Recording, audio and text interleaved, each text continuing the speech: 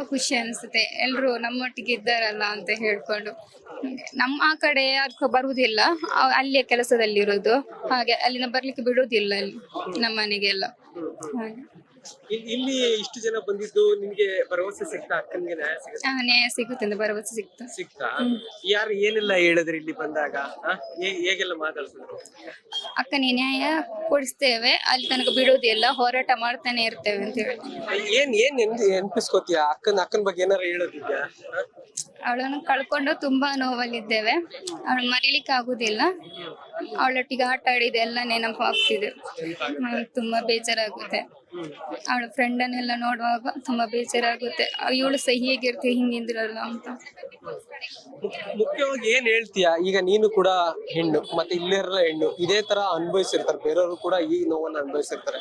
ಅವರಿಗೆಲ್ಲ ಏನ್ ಹೇಳ್ತೀಯ ನೀನು? ಅವರು ಇದಕ್ಕೆ ಹೆದರಬೇಡಿ, ಎಲ್ಲರೂ ಸಹ ಧೈರ್ಯವಾಗಿರಿ, ನಮ್ಮೊಟ್ಟಿಗೆ ನೀರಿ, ನಾವು ಮಾತ್ರ ಬಿಡುವುದಿಲ್ಲ ಈ ಹೋರಾಟವನ್ನು. ನಾವು ಸಹ ನಿಮ್ಮೊಟ್ಟಿಗೆ ಕೈ ಜೋಡಿಸ್ತೇವೆ.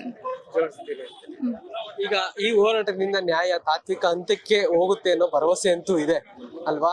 ಅಮ್ಮಂಗೆ ಹೇಗೆ ಹೇಳ್ತೀಯಾ ಇದನ್ನ? ಅಮ್ಮನಿಗೆ ಅದೇ ನ್ಯಾಯ ಸಿಗುತ್ತೆ ಅಮ್ಮ, ನೀವು ಬೇಜಾರು ಮಾಡ್ಕೊಳ್ಬೇಡಿ, ಇವರು ನ್ಯಾಯ ತೆಗೆದುಕೊಡ್ತಾರೆ. ಈಗ ಏನ್ ಓದ್ತಿರೋದು? ನಾನು ಫ್ಯಾಷನ್ ಡಿಸೈನ್ ಮಾಡ್ತೀನಿ. Thank you.